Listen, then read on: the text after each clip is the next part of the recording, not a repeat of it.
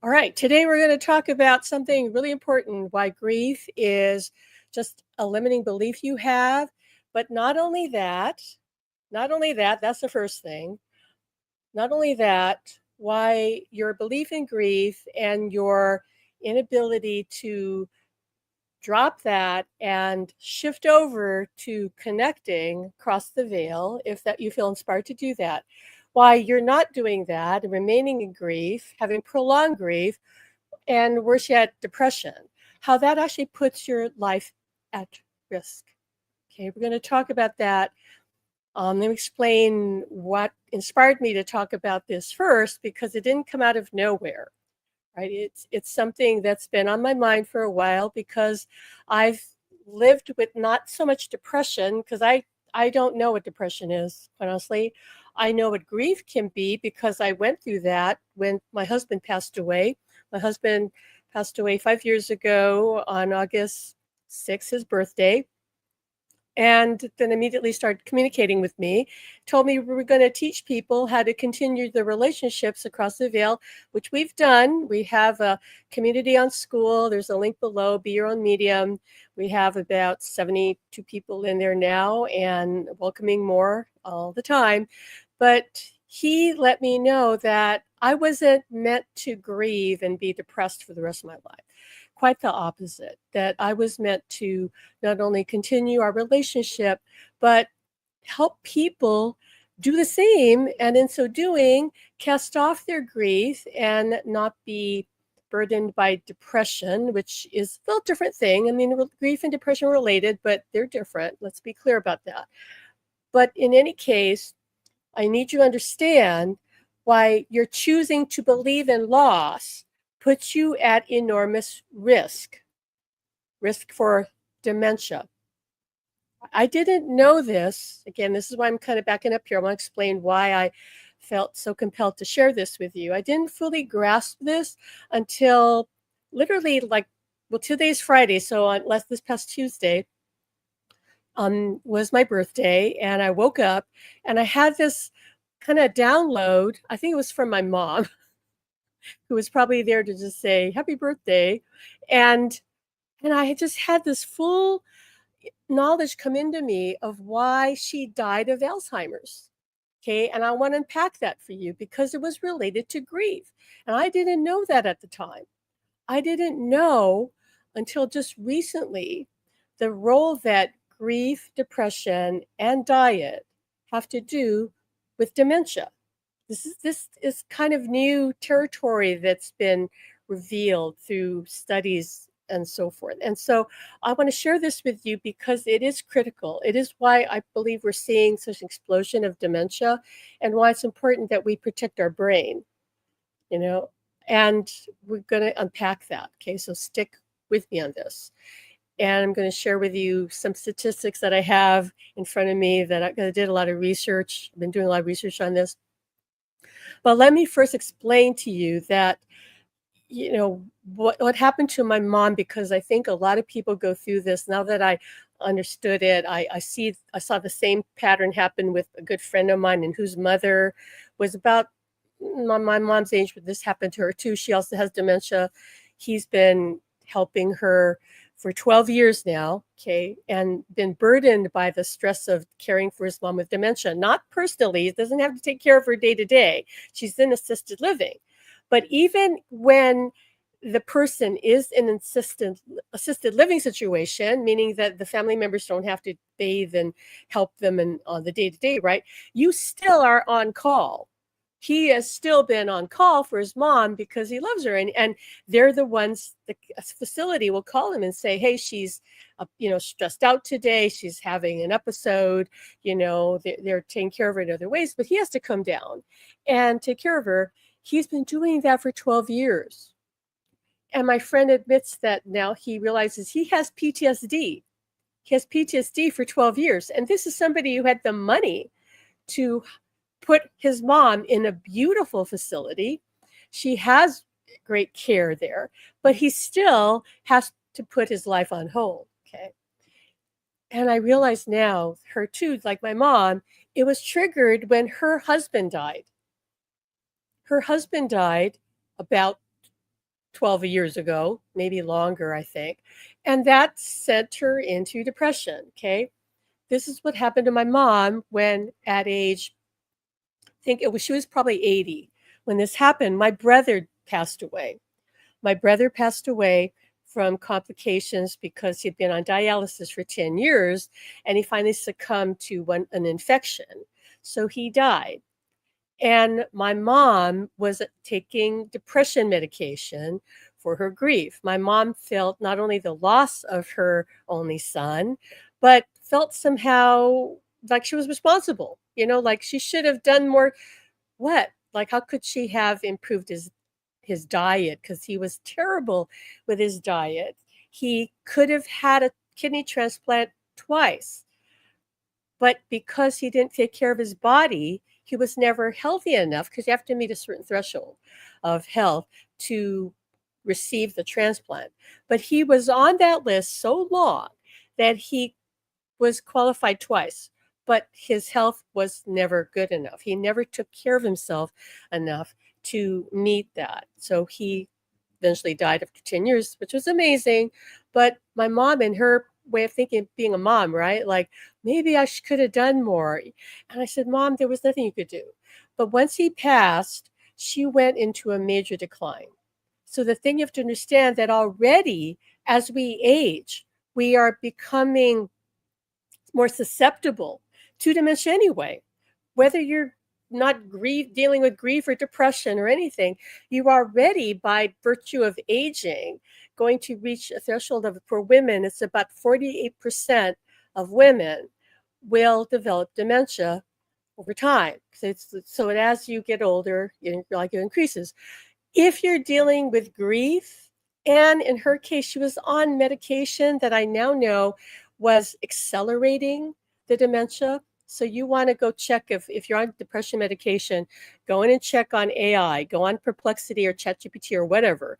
Go and ask, is this medication XYZ that I'm taking? Is this means this medication, if I take it, is it going to be problematic for dementia? Because some of them are. Some of them, they know that.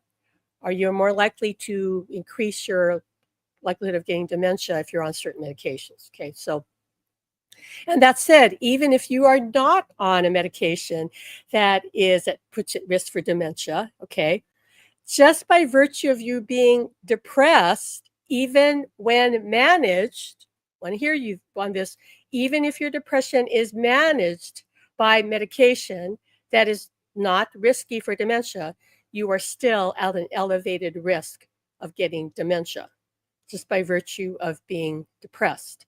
It doesn't matter whether your symptoms are managed. Okay, we're going to talk a little bit about that too, because there's a link between dementia and insulin resistance. But I'm only bringing this up because you think that, your loss of a loved one, the physical loss of the loved one by itself, of course, is traumatic. By itself breaks up your whole world. I get it. I've been there. But if you therefore don't believe that you can stay in contact, I didn't know we could stay in contact when my mother fell into her depression and my brother passed, even though I saw him psychically, because I saw him happy because he was out of his failing body. He was happy that he was healthy. He was happy and literally like turning somersaults, as one of my friends said, who's a medium. She goes, "Oh my God, Pam, it's like having a party." And I said, "Of course, because he was so sick for 10 years. But even though I knew that, I didn't know then that my mom could have stayed in contact with him." I was like most mediums out here right now, thinking like, "Oh, well, they're okay, but you need to let them go." Friends, that's BS. Let's be honest. Now I know they don't know better. Don't blame them. Don't blame the mediums. They're ignorant. They don't know better. But see, this is where belief creates your experience. So if the mediums believe that you have to let them go, then even when they have a loved one who transitions, they're going to think, I got to let them go. So if you think you got to let them go, that means you're not going to have much contact or any. Or if you do, you think, oh, I can't stay in touch with you. I'm holding you back. You cannot hold them back. You cannot hold the soul back. The soul is limitless and it can be everywhere. It can be anywhere it wants to because it's consciousness, people. There's so much ignorance in the spiritual community. I have to let go of being upset about it because it's so prevalent. There's not much one person like me can do about it. But I'm just here to save you the grief, okay? Because you don't have to say goodbye to them. They don't necessarily want you to say goodbye to them. Okay, you can stay in touch with them. Consciousness exists eternally and can stay in touch with us. There's no reason that you have to let them go unless that's your choice. Okay, I wish I had known then what happened to my mom that I know now, because then I would have helped her connect with my brother. Even though he and I had issues, that's a whole other story. He would have come through to my mom. Plus, my mom was very psychic. She could feel and see things. It just terrified her. And I didn't, again, know as what I know now. But I would have counseled her and said, you can connect with him. That may have eased her, not only her grief, because she could have had the contact, but her guilt. Because I'm sure my brother would have come through and said, Mom, there was nothing you could do about it. Mom, it was my time to go. Like, don't worry about it. It wasn't your fault. But my mom, I see now, was probably mildly depressed for most of her life. And so when she started taking medication and it coupled with her grief, it just sent her on a spiral downhill. And I also didn't know then what I know now about the importance of diet, the importance of managing insulin sensitivity, because they now understand there's a relationship between insulin sensitivity and depression, and both insulin sensitivity and depression and grief as they relate to dementia. All those things combined put you at greater risk of dementia. If your diet is such that you have insulin sensitivity, and by the way, you can reverse that. A lot of people are pre-diabetic and don't know it. 40% of Americans are insulin resistant. Many of them don't know it. They estimate that by 2050, I believe, that in the world population, 50% of the population will be insulin resistant. I'll talk about what that is in a minute, but that means that dementia is going to skyrocket, because they also know that there's a link between insulin sensitivity and dementia because it affects the brain. Insulin, it's all the brain, people. So if your brain is struggling, there's an insulin resistance relates to depression. Depression is complicated. It's not like if you get your insulin resistance under control, that means your depression is all cured. Some people, that will be the case. They've shown that. Other people, there are other factors. Okay. They also know that insulin resistance can show up in children as young as 5 or 8 or 10 or like at any age, because it's hereditary. So if your family has a history of depression and you or somebody you know becomes depressed when they're younger, that can really signal that, okay, this is in the genetics. Okay, and especially when nothing happened.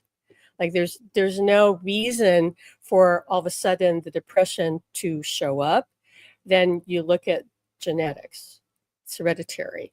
And it can be managed with the change of diet, because insulin sensitivity will alter with that. Okay, so this is why when someone you love passes away, all those things can trigger a whole cascade of problems for you. And that's why, hey, we're trying to help you just manage this belief in grief so that you understand, wait, I can stay in touch. Okay, I don't have to buy into this and then feel they're lost to me. Okay, I can't control your diet for you, only you can do that. But I can certainly help you understand that you can have contact so that you don't have to go into depression and don't have to have prolonged grief, which by itself puts you, depression and prolonged grief puts you at greater risk for dementia. The numbers are so staggering, it's going to shock you, okay, when I give them to you. But a lot of this is manageable. You're just trying to manage your risk. You're already at risk for developing insulin sensitivity, because as we age, the body just has a more difficult time managing all that, all the metabolic functions, has a harder time. Okay, so that's already happening, but you can manage that risk of just the insulin sensitivity. If you get that under control, then that's no longer a huge factor in your dementia risk. Guys, I had to take care of Alan when he had dementia. I had to care for my mom through the last stages of her dementia. If I can help just one person avoid dementia, I can leave this world happy, because I know the grief that happens to the family that has to deal with caring for someone with dementia. My friend who's caring for his mom, not even personally, not even hands-on personally. He took a caregiver's workshop and was told that his risk for dementia is through the roof because of the stress to his brain that he's already been under, just caring for her at a distance, just going to her maybe a couple times a week to sit with her, take care of her, and tend to her life, all the minutiae of what has to be dealt with to manage his mother's care on his own. The stress the brain is under can break it. Okay, the emotional burden that grief and depression can break it. So if you're someone who dealt with depression before your loved one left this world, guess what? Now your risk is even bigger. Okay, it's so shocking. I don't know why people are not talking about this, addressing this, because a lot of it you can mitigate. You can mitigate. Okay, we're here to help you just to break through your limiting belief that they're gone. And even if you choose not to believe that, like you're watching me right now and you go, this lady's crazy. I don't know what she's talking about. You know, they're dead, right? Like, or this is nuts. I still care about you, and I still know that you're at risk just because you're grieving, just because your brain is under assault from that limiting belief. And again, if I can help you prevent that or forestall that, then we'll do that, right? So what is insulin resistance? Some people are going, I don't know what that is. Like, what's she talking about? All right, let's be clear. Insulin resistance is a condition in which your muscle, fat, and your liver cells do not respond properly to insulin. And insulin is a hormone made by your pancreas that helps regulate your blood sugar levels. And as a result, your body needs more insulin to move glucose from the bloodstream into cells for energy. Okay, so over time, if you've got a problem with the insulin, your body can't handle the processes, okay, you're at risk for elevated blood sugar, pre-diabetes, and eventually type 2 diabetes if not managed. What's crazy to me is a lot of people think nowadays, oh, well, they can manage diabetes, like I'll just take insulin shots. Like, guys, you don't understand what a serious disease diabetes is. When my brother had his kidneys fail because he had a stroke, and then he lost both his kidneys, and he was on dialysis for 10 years. He eventually did develop diabetes and lost limbs. Like, you don't want to go down that road. You don't want to be at risk for other health issues. This is not like, oh, no big deal. If I have diabetes, there's medication for it. You do not want to even be pre-diabetic, let alone deal with full-fledged diabetes, right? Not when it's preventable. Okay, so insulin resistance, they now understand. They're calling dementia, and not everybody agrees with this, but they're calling dementia diabetes 3, because there seems to be a correlation between you not being able to deal with insulin, like the insulin is not functioning correctly, to people then becoming at greater risk for dementia.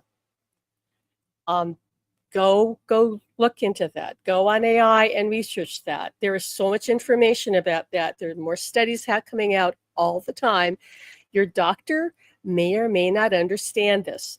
A lot of doctors don't even fully understand metabolic disease.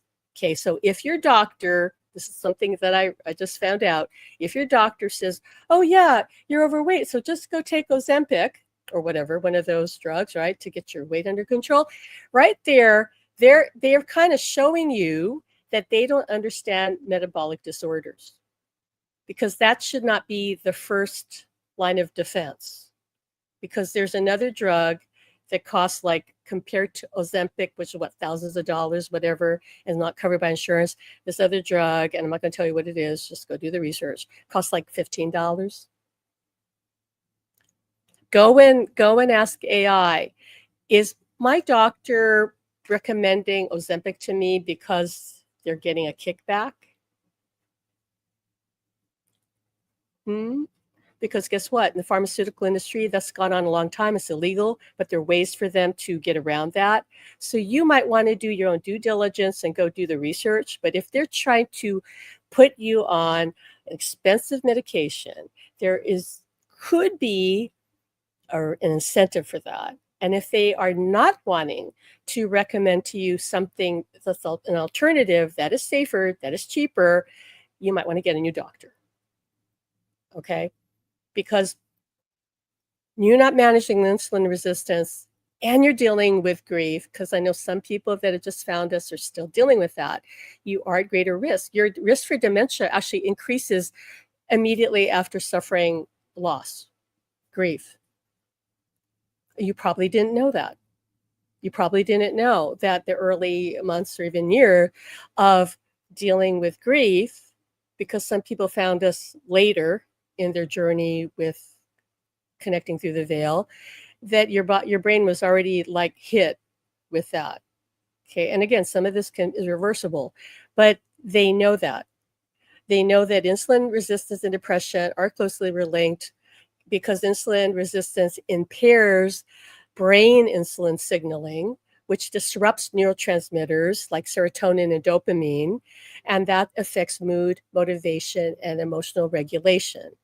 So there's a gut-brain connection, like what you eat affects your brain.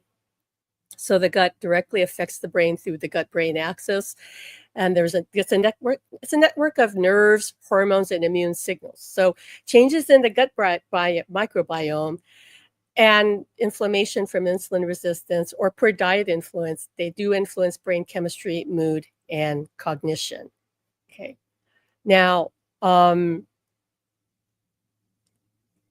I just want to cut right to the chase here, because I asked Perplexity, what is the dementia risk for a 50-year-old female? I'm just chose that number at random. I'm 73, so that means I'm at greater risk. What is the dementia risk for a 50-year-old female who is insulin resistant, grieving, and depressed? Mind you, you may be insulin resistant and not know it. Okay, and they're grieving and depressed. So the answer came back, a woman around 50 years old who is insulin resistant, grieving, and depressed faces a markedly higher risk of dementia even in midlife. This is not even like elderly, like 70 and up, right? Because those rates increase. Each factor, being female with increasing age, women have an increased risk of dementia basically because we live longer. Goody for us, right? We live longer, we're more at risk for dementia. While most dementia research centers on older adults, studies in people aged 50 plus consistently show that insulin resistance and depression alone more than double the risk of dementia.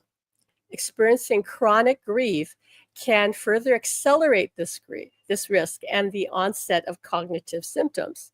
So I asked, well, what mitigates the risk? What will hold this off, or make it ease up? Well, addressing depression and insulin resistance through lifestyle changes, diet, exercise, medical management, and therapies can reduce risk significantly. Grief interventions. Research shows that therapies which help process grief, including spiritual counseling, what we do, support groups, what we do, and meaning-making practices. Now, I went back to perplexity and said, what do you mean by meaning-making practices? It means anything that one does to redefine one's sense of self or purpose following loss, especially if one's identity was interwoven with the person or the circumstances that was lost. This is associated with greater resilience and a lower risk of negative health outcomes, including cognitive decline. It does say something that would mitigate it would be spiritual counseling and connection. Techniques promoting ongoing connection to a deceased loved one, such as the idea of continued bonds that we teach here and in our program. Okay, spiritual communication that we do, it actually said that spirit communication, any efforts to spiritually communicate, have been shown to help reduce the severity and impact of grief. Lowering grief burden can improve physical health, emotional regulation, and even support brain resilience. Another factor, improving social support. I'm going to talk a little bit about why the factor of loneliness itself, which a lot of people who are grieving go through, that is a very serious dementia risk. We'll talk about that in a minute. Improving social support, physical activity, like being active. And I don't mean just exercise. It's like what I've understood is like get out in the world, be active in life, not just like get on your treadmill, although that's good too, okay? But physical activity, emotional health, and sense of coherence all contribute to lowering dementia risk in midlife. So the conclusion here is that the individual prescribed, that we just described, is at high risk due to the compounding effects of age, sex, insulin resistance, depression, and grief. Reducing grief, especially through spiritual counseling and practices that promote healing and give them more meaning in life, can help lower overall dementia risk, both by reducing stress and inflammation and by supporting emotional resilience and physical health. So yes, I quote perplexity. So yes, spiritual counseling and learning to connect with a lost loved one may indeed reduce the risk of dementia for someone in this situation. Because remember, insulin resistance increases with age. As people get older, their bodies naturally become less sensitive to insulin, largely due to changes in body composition. There's more fat and less muscle. Another reason why you need to kind of do your little weight resistance and keep up your muscle, okay? Decreased physical activity and cellular aging. This process raises the risk for diabetes, cardiovascular disease, and neurodegenerative disorders, including dementia. Lifestyle factors such as diet and exercise can slow or partly reverse age-related insulin resistance. Now, among adults aged 65 and older in the US, about 1/3 have diabetes, which is largely due to insulin resistance. And studies estimate an additional 40% or more have prediabetes, which also signals significant insulin resistance. This means about 2/3 or more of people 65 years and older are insulin resistant with either diabetes or prediabetes. And prevalence increases with age and in those living in nursing homes or who are obese, because those are all factors that worsen this. So therefore, insulin resistance is extremely common in adults age 65 plus, or if you're just under that, that's coming your way, all right? So you want to like head this off if you're like 50 or even 40, okay? So yes, improving diet to enhance insulin sensitivity can help boost cognitive function, especially for people age 60 plus who are grieving, recovering from loss, and feel mentally impaired. You can reverse some of this. So if you feel like I've been dealing with this grief and I think it has made me kind of, messed up in my cognitive function, that can improve. You can improve that, but you have to understand what you're dealing with and make some diet and lifestyle changes, okay? So yes, studies show that improving insulin sensitivity through diet and exercise can lead to better memory, attention, and processing speed in older adults. Interestingly, going back to my mom, okay, all of her life. My mom was very active. She was very athletic. She loved sports. She loved to play tennis, bowling, golfing. She became a golf addict in her later years. So she was always like active. Okay. When her depression kind of kicked in and she couldn't go golfing anymore. So she wasn't around her friends anymore. She was around us, but not the same thing, right? You're not with your best friends. You're not out there golfing, being active, and then socializing afterwards, having lunch and seeing everybody. She would go to ceramics classes and make her ceramic pieces. She shut all that down. And so I know she must have felt lonely, even though we were there. It's not the same. So she just went off a cliff. My dad, by comparison, completely like inactive. Okay, I'm not saying you should do that. But my dad didn't like to exercise. I mean, forget exercise. My dad was overweight compared to my mom. My dad ate whatever he wanted, literally. He just ate whatever he wanted, but he was mentally very active and engaged. He was always reading books, histories, documentaries. He was always mentally engaged. He was like reading the newspaper. He was always reading and learning compared to my mom. Now, I'm not saying you should just be cognitively active, because really both are necessary. But in my dad's case, because he had a bad knee and he couldn't really, get her out and about very much, but he still did. He still did go out as best he could. And he had friends and he tried to see them when he could. But because he was mentally active, and my dad was never depressed, was not a worrier, my dad's attitude was like, oh, it'll work out. My mom would worry about everything. Okay, would had anxiety, would worry what people thought. My dad could care less. My dad was very sociable and very gregarious, but he also just didn't care usually what people thought. He wanted to serve others, and he did. But my dad was not a negative thinker. My dad would react to life, be upset maybe, but then get over it. My mom would hold everything in. So they were so different in their approaches to life. And my dad never had any cognitive issue.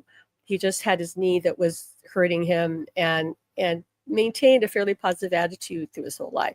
My mom, very active, very physical, ate the right diet. Okay, here's what I mean. Like, you can do all the things, eat the right diet, be active. But if you have anxiety and you're a worrier and you take things personally and you internalize everything and you don't process your emotions, the difference was like night and day between my mom and my dad. Everyone's different, of course. I'm not saying this is your path, I'm just giving examples that played out in my family. I'm doing my best to affirm that I take after my dad. Plus, he was full Okinawan, and they have the highest rate of longevity of any race on the planet. So I'm trying to identify with my half Okinawan heritage. But even then, I'm very cognizant of my diet and eating healthy, and understand that brain health is everything. If your brain's not working, nothing's working. And if your brain's not working, probably what you're eating is throwing it off, because the gut and brain connection you cannot deny it anymore. And as they're showing now, insulin resistance, which has to do with your diet, is related to dementia. They are more and more calling it diabetes 3. Okay, so you want to get ahead of this.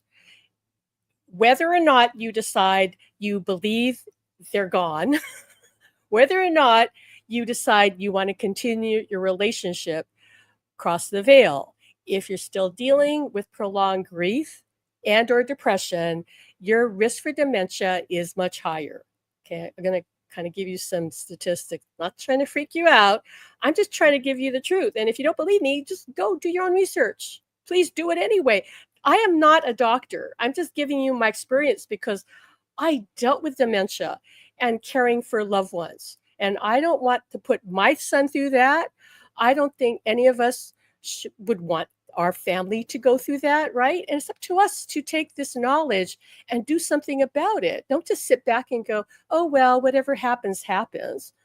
I'm sorry, we need to take responsibility for our well-being because it impacts everybody around us. It just does. The most I want to impact my son is to say, hey, Taylor, can you go pick up my asthma medication or something? Or can you come and clean my bathtub because my knees hurt or something? Whatever, because if I'm getting older and I need a little bit of help, fine. I don't want my son to have to care for me like I had to care for my mom and my dad and Alan. That ain't happening in my reality, not if I can help it. I'm not coming from fear at all. I want to thrive in my later years. The challenge is, and if you even go on YouTube, you'll find a lot of people will tell you that your latter years are a year of decline. They don't have to be, but you have to be proactive. You have to manage your emotional state. You have to manage the beliefs you're choosing. You have control over that. You have to understand how reality works. All of this, okay? Because you're going to be here. You're not leaving this planet unless it's your time to exit, okay? And it doesn't have to be the worst time of your life. I mean, I feel like this is the best time of my life, to be honest with you, and I just turned 73. Okay, so the other thing that kind of upsets me is in the I don't know what you call it, the I guess the healthcare profession, especially when it comes to therapists, psychologists, they think like, oh, well, most people get over their grief and they're functioning fine. This is what Perplexity did give me, right? It said most people, exit the heaviest state of grief and so forth after a certain amount of time. And I said, wait a minute, just because someone is functioning normally doesn't mean they are. And so right off the bat, it goes, actually, you're right. Just because someone appears to be functioning normally outwardly does not mean they're truly well or emotionally adapted. It says many people continue to, I'm just going to take off my glasses, they continue to suffer internally, experiencing what's often termed as hidden grief, okay, or disenfranchised grief, where emotional pain and a lack of connection persists beneath the surface, despite the maintaining the routine, their normal routines and appearances, right? Like going to parties, getting together with people. We all, and some of you may have already done that, right? I'm sure some of you are like, yeah, I just like push through and I just go out and I do, but I feel dead inside or I feel sad inside, but I'm smiling. I'm trying to put on a good front. Okay. You're at risk. This is not something you can just paint a happy smile on and you're okay, right? Because they can still feel disconnected. Emotional numbness or a sense of merely going through the motions is common. And about 40% of grieving people report feeling numb. And many feel isolated or misunderstood, even if they seem okay to others. So if that's you, my heart goes out to you, but there's things you can do. Okay. And a lot of times this is just unrecognized distress, where disenfranchised or hidden grief can lead to trouble focusing. Maybe if you can relate to that, comment in the live chat or comment on this video. Okay, can you relate to any of this that we're talking about here? It can lead to diminished self-esteem, shame, even withdrawal from relationships, pressing grief in order to seem normal because the people around you are uncomfortable, can actually prolong suffering and hinder or even block recovery. So don't just say, I'm going to fake it. Like, I'm just going to pretend I'm okay.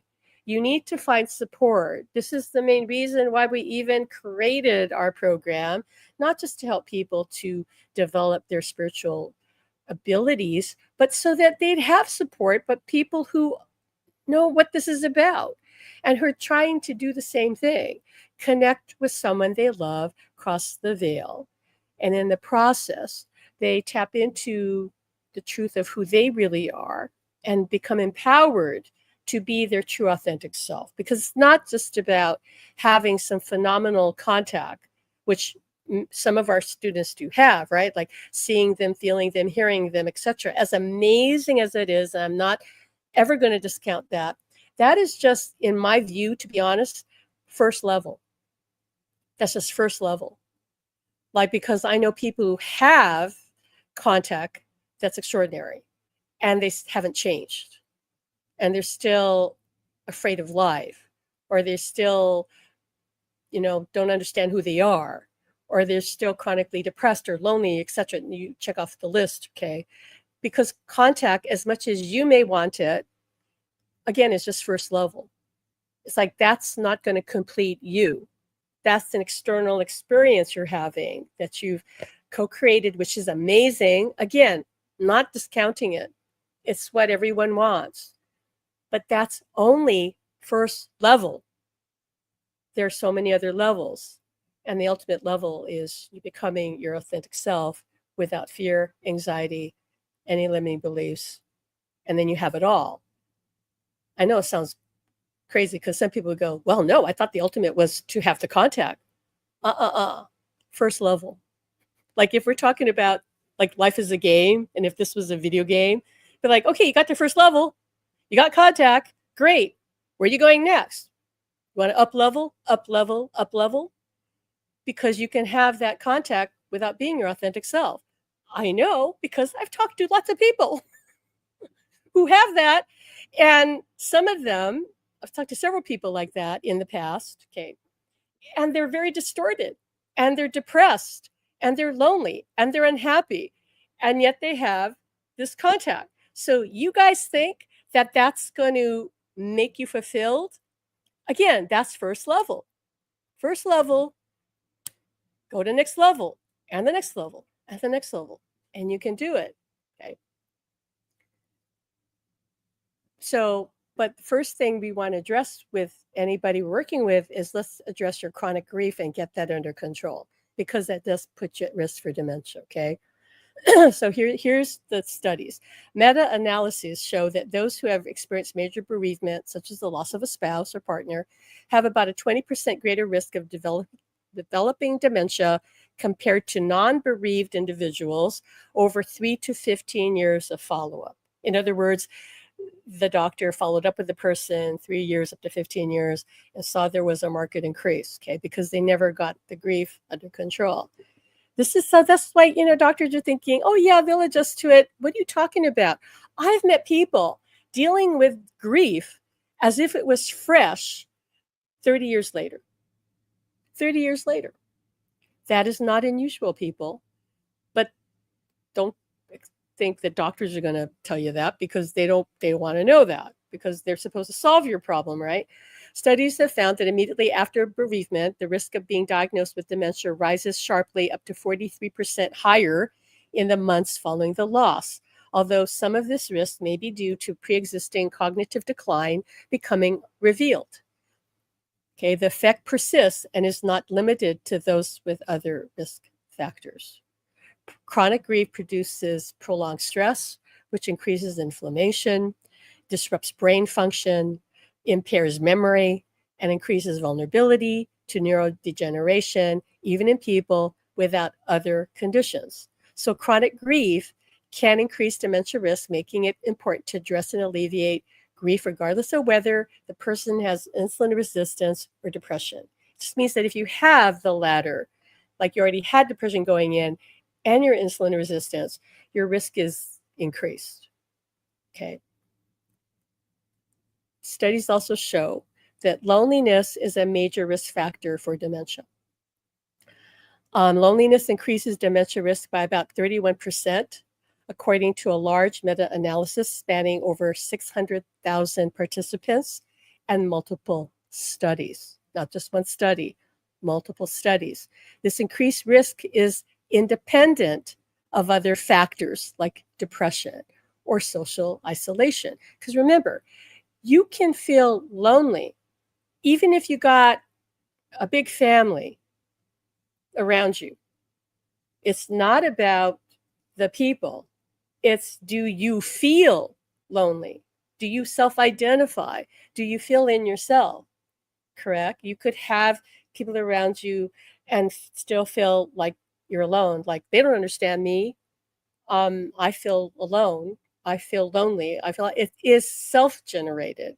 It has nothing to do with physical proximity to other people. Let's be clear on that. It's easy to think that, oh, well, I have a big family and I see them every week or all the time or what have you. I shouldn't feel lonely. If you feel lonely, you're lonely. You're the only one that can decide that, not anybody else. Don't listen to them. How do you feel? Do you feel lonely and isolated within yourself, even when, again, you've got a lot of people around you, maybe even living with other people? I mean, people can even be married to somebody else and still feel lonely, because it's not about, again, the number of people in your life. It's, do you feel connected? We all need connection to thrive in this world.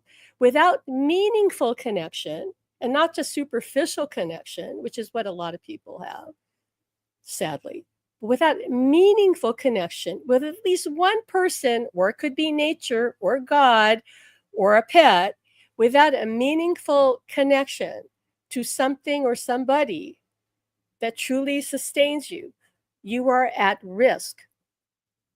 Your life is at risk. Longevity is impacted.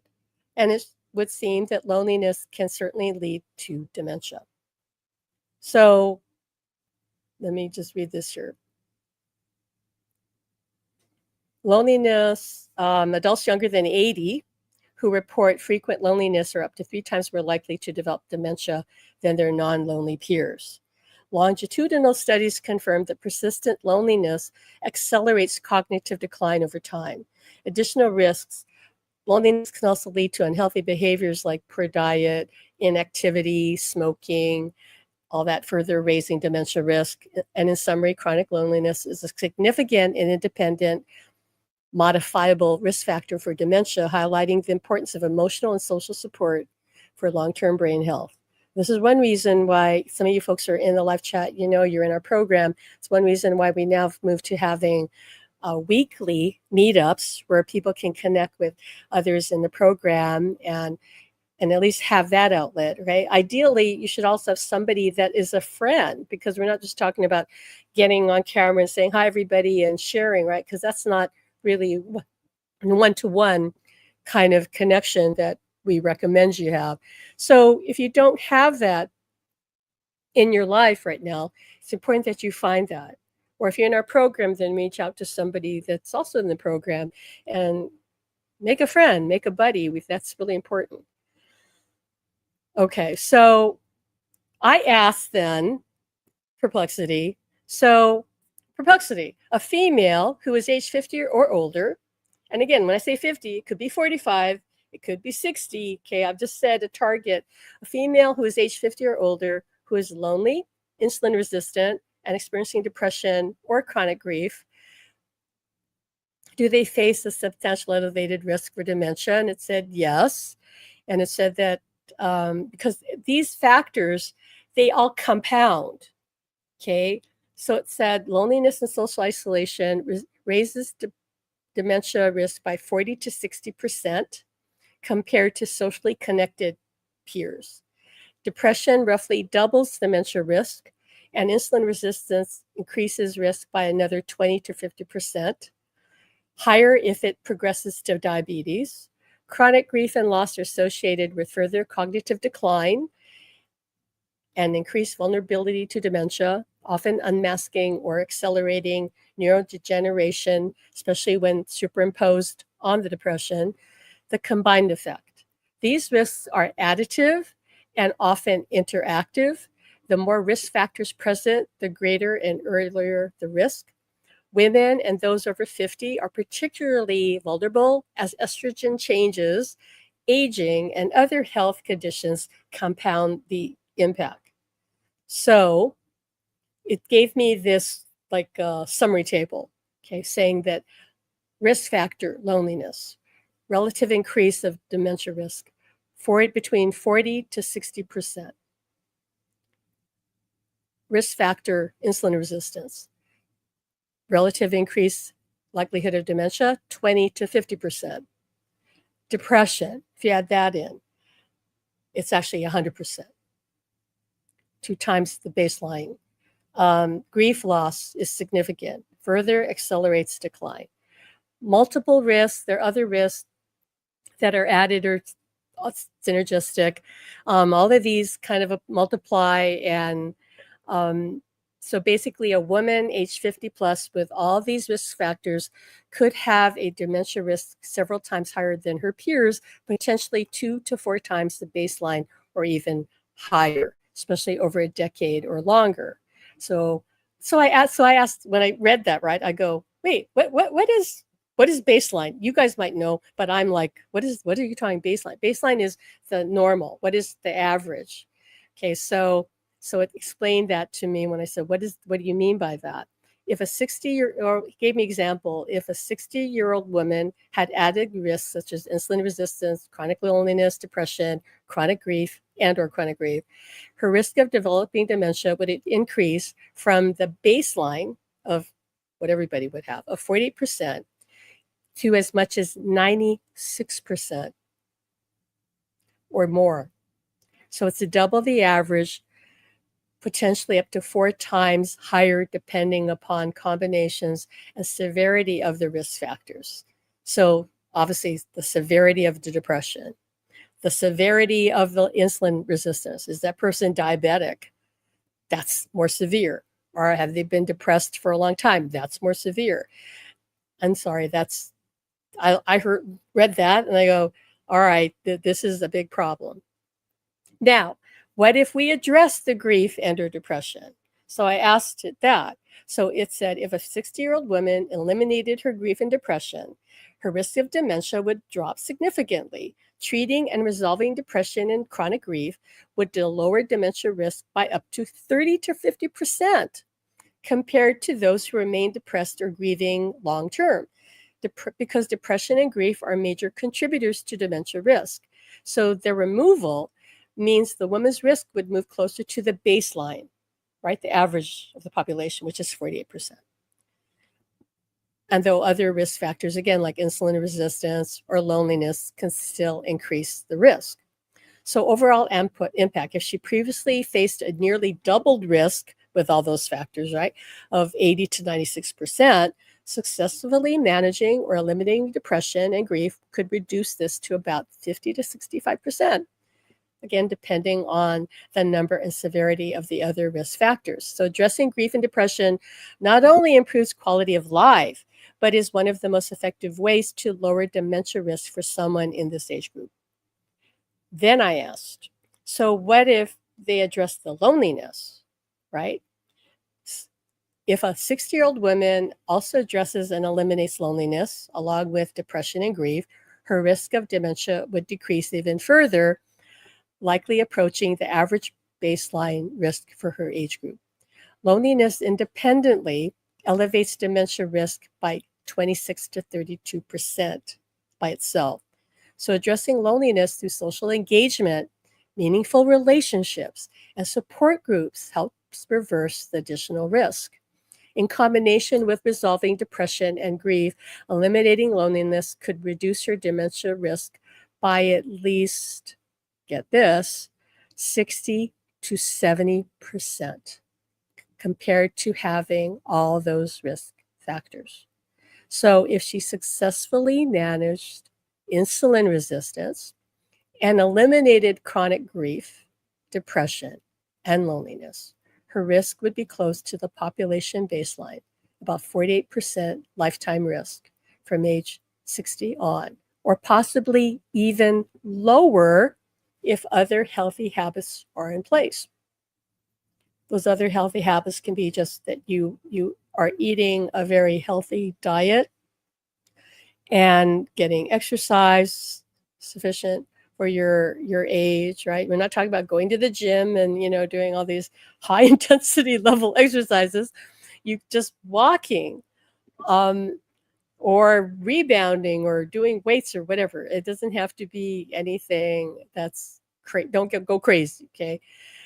There's so much that we can learn about our bodies, ourselves, like what we can customize what we eat based on interacting with AI.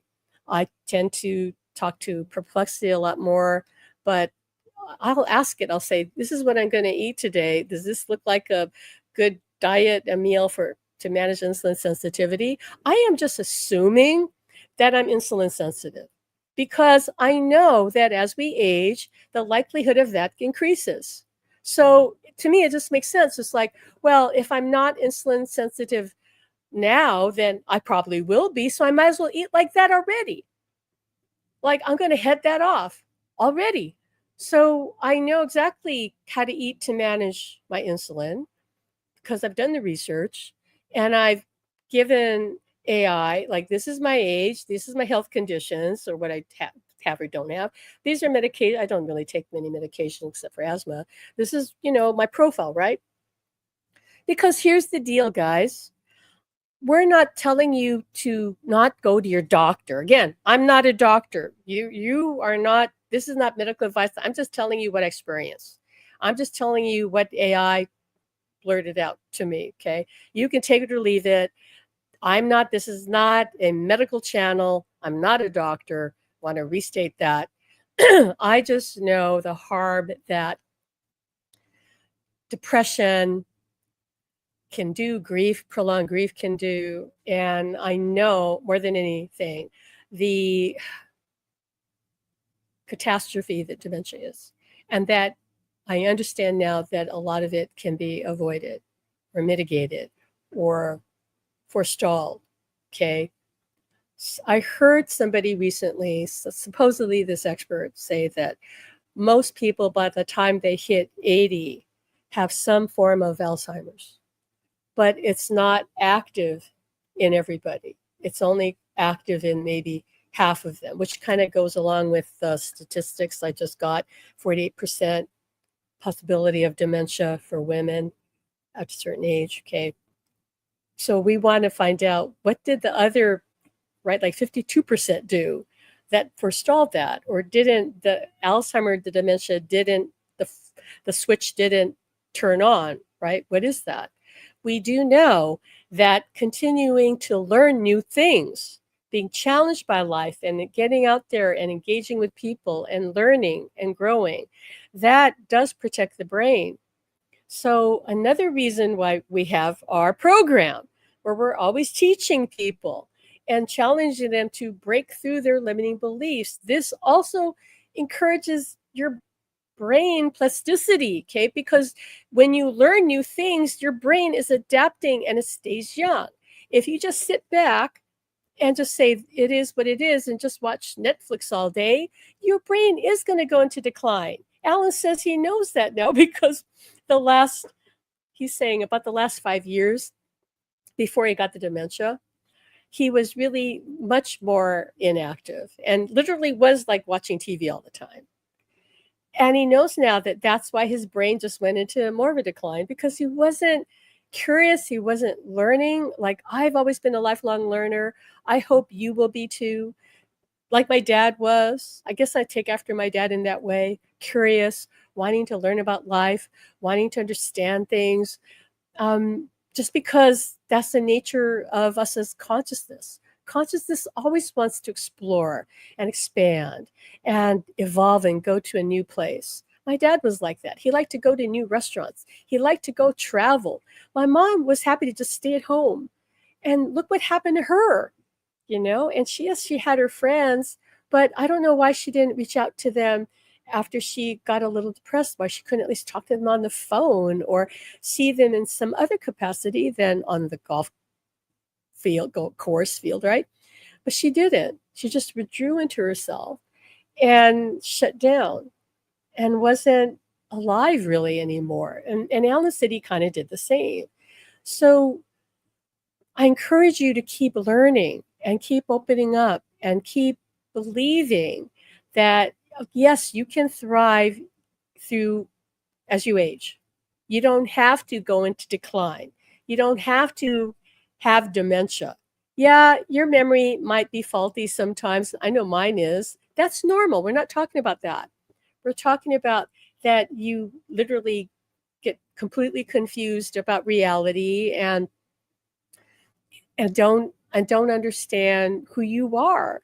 Understanding who you really are, being your true self. Spirit has told me that's the path through beyond dementia, because the people who fall into dementia, into that decline, a lot of it, the pathway they're saying to me is depression. And there is a link to insulin resistance and depression. Go research that so you can get on top of your diet, manage your insulin sensitivity. If you find your depression lifts or improves, that again is a sign that, okay, I guess that was a contributing factor. Again, everybody's different. So it doesn't mean just because you manage your insulin resistance that now you no longer depressed. Again, everybody's different. But they do know that insulin resistance is a cause of certain conditions. Like in women, it's been proven to cause PCOS. Those of you who have that, and yes, early onset depression in children. So if you were someone who suffered with depression from a young age, you might have been insulin resistant your whole life. If depression ran in your family, and it was irrespective of conditions, right? Because people can be depressed because they're dealing with harsh conditions, then yeah, there could be a genetic component. So you think about it that way, that someone could have insulin resistance from a young age or be pre-diabetic and be in that holding pattern. And then you suffer life's traumas and stresses. That just exacerbates everything. That just pours gasoline on the fire. Okay. And no wonder so many people are depressed. So that makes sense to everybody. Any questions about that? I think I muted myself for a minute. I'm just looking in the chat right now.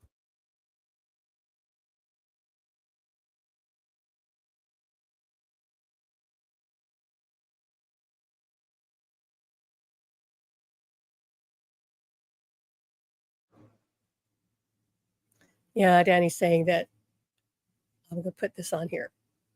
Seeing that lots of depressed people, last thing they want to do is reach out. Yeah, I understand. That's really normal. But just because something's normal doesn't mean, of course, that it's healthy, right? And it's really normal that you feel that because someone you love is passed, and a lot of times very few people can relate to you, right? They don't want to be around you because a lot of people have trouble with emotion, so they don't want to, deal with your emotion. Please don't take it personally. They just don't know any better. And then of course, grief support groups. Oh my God, don't get me started on that. Those grief support groups, they're just going to make you worse because nothing could be worse than being with a group of people that are just always crying and sad and upset. That again is throwing more gasoline on the fire instead of putting it out. So to me, conventional grief support groups, especially on Facebook, are more toxic than helpful. I had to remove myself from some of those groups because I just felt like it was just unhealthy to even read all their comments, and my heart went out to them, but I knew that they would never understand what I was talking about. Okay. Some of them did. I'd go into those groups and I'd say, do you believe that you can have contact after death? You'd be surprised. Some of them said, oh yeah, I think I may have seen my partner or something, right? Though those people you can reach out to, and I did. And I did reach out to some of them, and they did join my Facebook group at the time. But I don't have time to go in there and message one-on-one with these people. I just don't, because I'm here to serve you guys, and I can't be out there answering all these questions. But sadly, there are literally hundreds of thousands of people who are drowning in grief and believe their loved ones are lost to them, or that they have to wait till they die. Nothing can be harder than watching someone go down in their grief and actually know that they took their life because of it. Early on, when I had a group, this is really early on, somebody posted asking, If my loved one took their life and I take my life, like I commit suicide, am I not going to see them when they cross over? Now, I had to say the truth because the truth is the truth. I'm not going to lie and say, no, you're not going to see them, because that's not true. But I knew, because Spirit showed me that me telling this young woman that, no, you will see him, regardless of how you leave this world, regardless of how he left this world. They already showed me that she was going to take her life. And they told me to tell her the truth anyway, because that was her decision to make. And yeah, she joined our group, and I never heard from her again. Okay. So I don't take this lightly. I know that lives are on the line. I know that if someone does leave this world, they immediately are returned home and all's good. Okay. I also know you taking your life leaves behind a wake of destruction, because people have then impacted their children, other relatives. You have no idea the damage that's caused, and yet there's no judgment. There's never any judgment. If someone cannot bear to live in this world anymore, sometimes the healing is about them exiting. But we hope that no one chooses that route, because I also know from working with Spirit for 38 years that one of the things that people regret the most who exit that way is that they chose that way. Because once they cross over, they realize the huge gift being in a body is, even if we're dealing with suffering, that the spirit that we are went through great trouble and planning to come into this world and set everything up. And so to exit prematurely, like just to pull the exit door, right? You get on the other side, and you're literally, most cases, not all cases, most cases, you are having to process your regret about that, because you'll never live this life again, ever. Even though you're multidimensional and living parallel concurrent lives right now, this one is unique. Your purpose here is unique, and the soul longs to achieve what it had planned, because it knows that when it goes home, then that's the greatest celebration of all. And it doesn't want to go home again prematurely and then realize it didn't hit the mark, that it gave up too soon, too early, and that it's going to plan to address that in another life. I'm not saying it's going to come back and live the same life, but it knows that it planned it for a reason. So now it has to figure out how it's going to learn what it set out to learn in some other way, because the soul is determined to learn and grow. So it will find another way. So if you're here right now and you're struggling, get yourself into our group. Either if you can't be in our paid program, be your own medium, then get in our other school group. Right now it's called Channeling the Afterlife. It might be called a different thing later. I'm always like changing things, but the link will always be below. Okay, you can find us and get the support you need, because you're here for a reason. And don't give up. Don't give up when this is the most incredible time to be alive on the planet. And there are people like me, I'm not the only one, who can point the way for you and help you heal your grief. Not only that, connect with your loved one across the veil and thrive and have a better life than you had even when they were here. I don't care if you tell me, but I had this amazing life when they were here in a body, and I'm sure many of you did, okay? But that's just the starting point. You could have a more extraordinary life. I promise you that. You are only limited by the beliefs you're choosing. So stop choosing to believe in the illusion of grief. Because if you do that, if you choose to say to yourself, they're gone, then you are essentially pinching off your connection from them. And they're not able to break through, Because if your fear about that, your disbelief is that strong, it is a massive wall around you, and nobody can break through that. No archangel, no ascended master, not God herself. Let's just make God female just for fun. Okay. You are the power in your reality, nobody else. Stop believing that other people and other things impact you. Stop dragging around with you the programming of your parents, of other people, that you say, well, I can't help feeling this way because this is what my parents taught me. That's just an excuse. Many people, literally, Spirit's telling me thousands upon thousands, hundreds and thousands of people have learned to break free of that. If one person can break free of the programming of their ancestors, you can too. You just have to decide, I want to do that. I don't want to be the same person.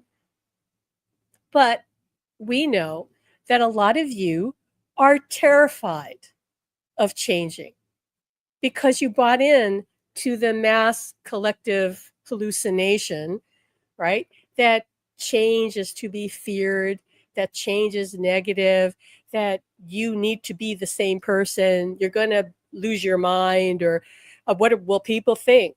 Caring what people think, that will distort you. Being afraid to be different, to stand out, that will distort you.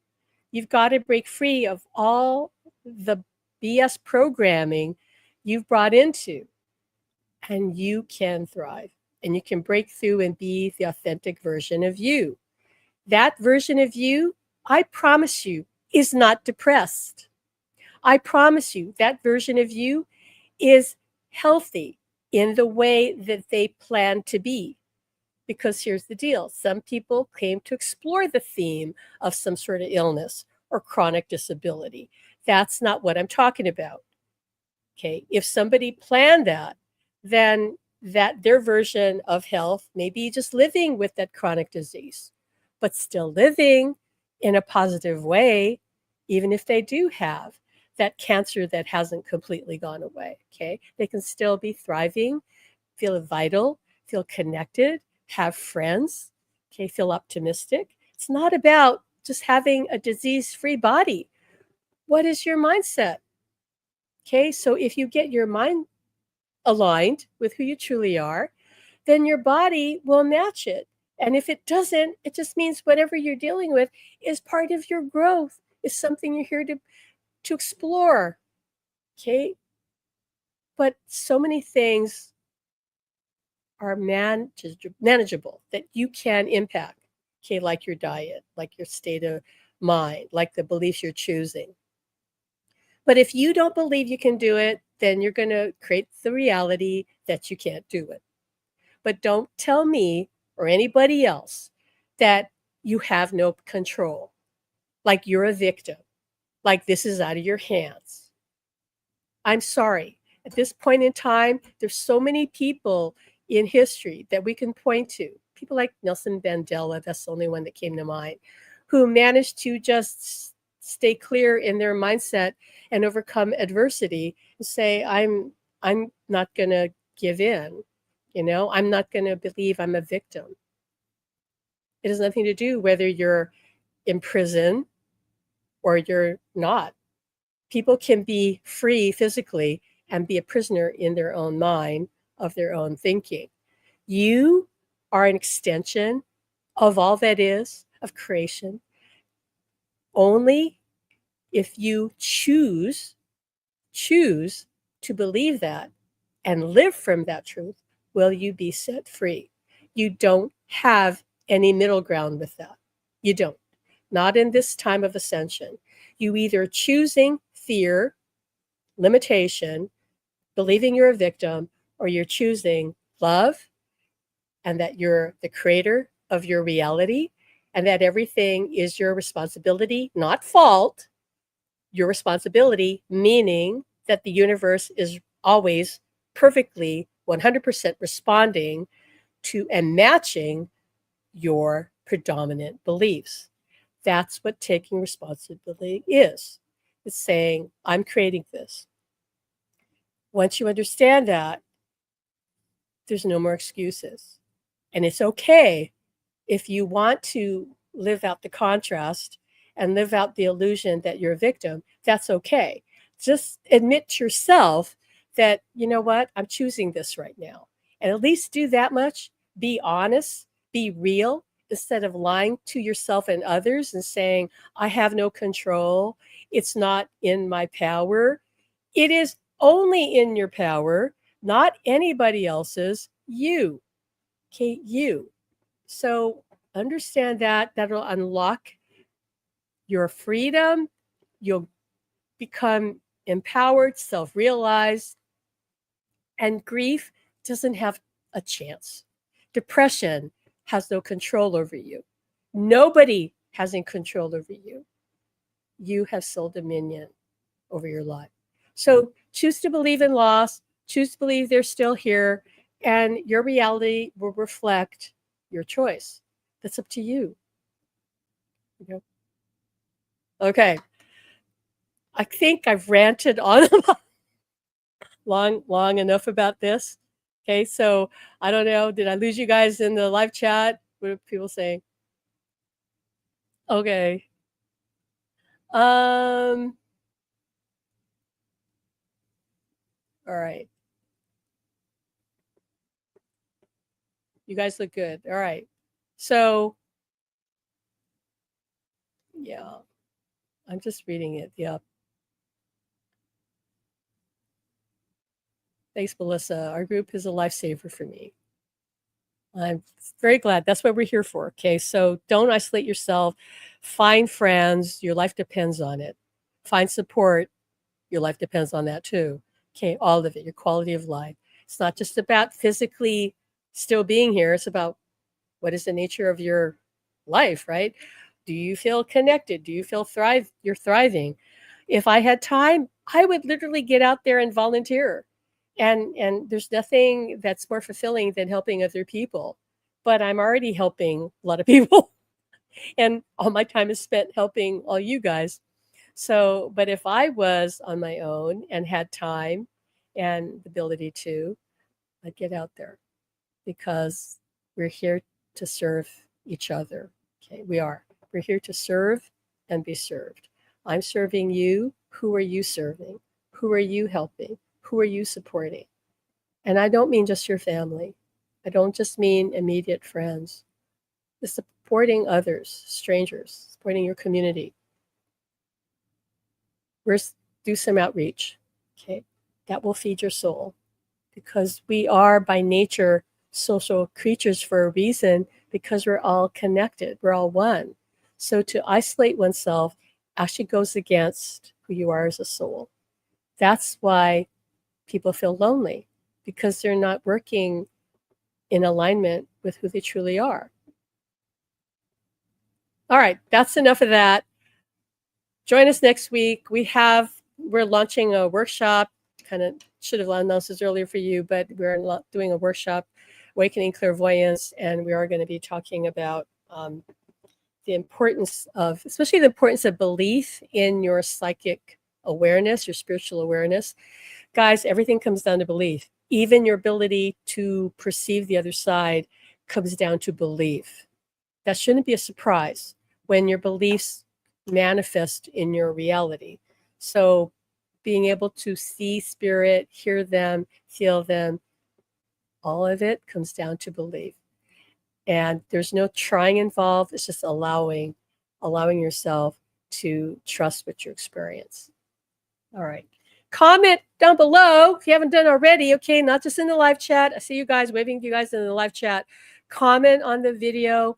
We are doing our best to reach more people, and it's just a little challenging because we're out here on the frontier, on the leading edge of the frontier where hardly anybody is, but you guys are, and we appreciate and love you for that. All right, so we'll see you next time. All right, bye-bye.